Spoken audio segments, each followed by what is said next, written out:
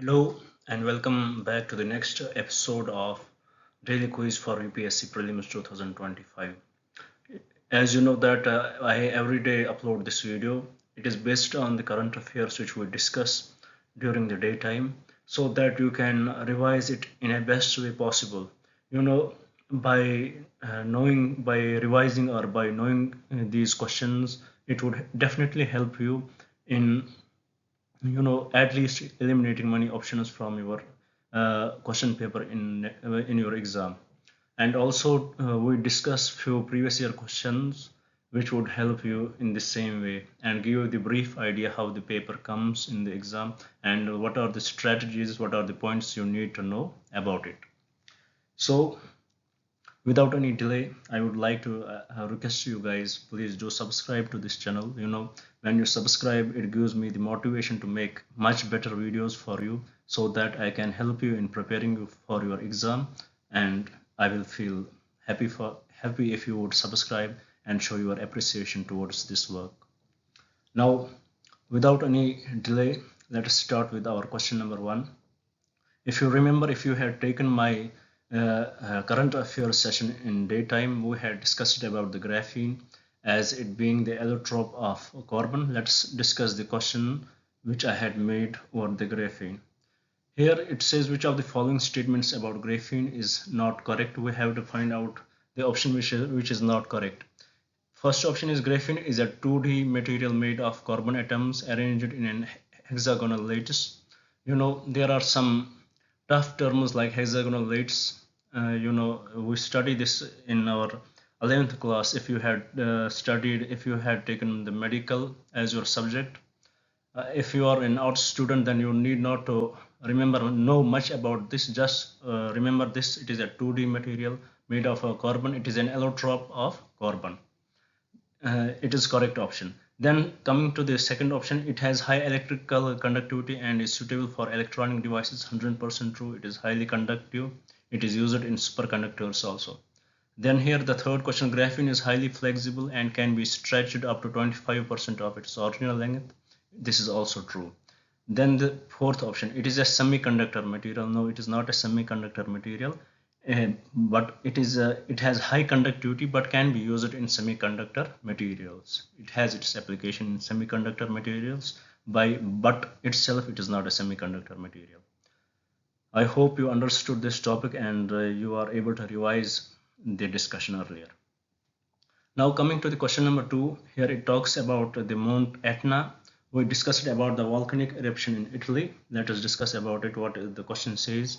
Which of the following statements about Mount Etna are true? First one, it is the highest peak in Apennine Mountains. No, I don't think so. It is one of the most active volcanoes in the world, 100%. Its slopes are home to diverse range of flora and fauna. It contradicts the statement too. This is also one of the way you can eliminate the options. If it is the most active volcano, if it has the most active volcanoes in the world and they are active, then there are less chances of being flora and fauna there. So this third option is wrong. Second option is correct. Here the correct answer is the option B only. It is one of the most active volcanoes in the world. Now coming to the third question, let us see what it is about. Which of the following statements are correct about India-UAE trade relation? We discussed about it. We discussed about SIPA. We discussed the issue which is going on in the gift city Gujarat. The statements here are the UAE is India's largest trading partner in the Gulf region. Let us see about it. Then the second option, India's major export to UAE include textiles and machinery. If you remember the daily session, the session we did earlier, it is not we don't export. Our major export to UAE is not the textile and machinery, but it is the jewelry, stones. Then third option, UAE is the largest investor in Indian infrastructure sector. This is also wrong. India and UAE have the free trade agreement in place since 2018. We discussed about it. The option given here is wrong. We have the free trade agreement since 2021, and also the first option, the UAE is India's largest trading partner in Gulf region. Then coming to the question number 4, here it talks about the Finance Commission. Let's see what it is about. Which of the following statements about Finance Commission is correct? First statement, it is established by President of India every 5 years. 100% true. Its recommendations are binding on the government. What do you think? No, its recommendations are not binding on the government. So the option B is incorrect. C is incorrect, and D is also incorrect. The correct option for this is option A. It is established by the President of India every 5 years. It is the constitutional body. Now, coming to our question number 5, it talks about which of the following privileges is granted to members of parliament under the Article 105 of the Indian Constitution.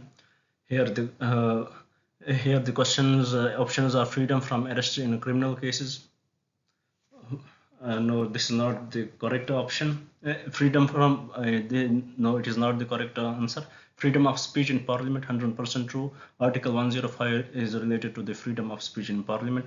Then immunity from civil proceedings, no, it is wrong. Then the option D, it is exemption from payments of taxes. This is also wrong. So the correct option for the question number 5 is freedom of speech in parliament. It is not the absolute right. We discussed about it in our earlier session.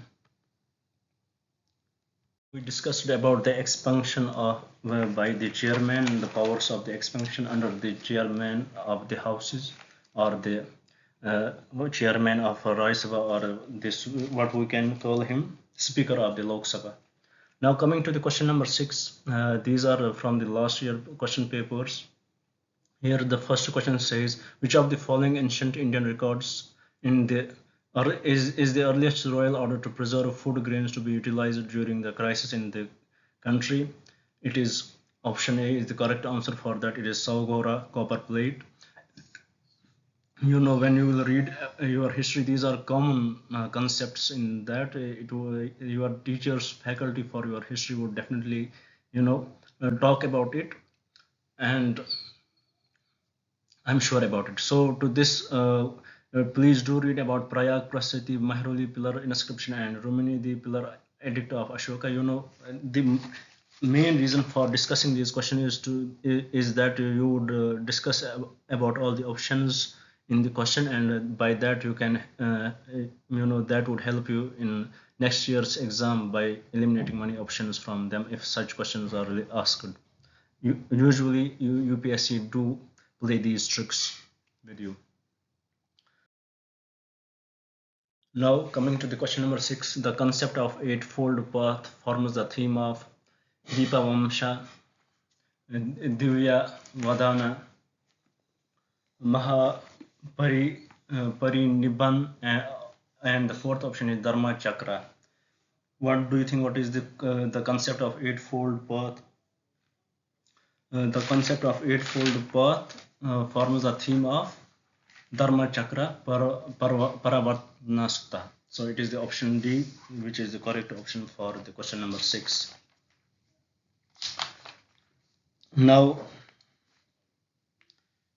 coming to the question number 7, from the 3rd century AD, when the Hun invasion ended the Roman Empire, the Indian merchants relied more and more on African trade, no West European trade, neither Southeast Asian trade. 100% it is Southeast Asian trade.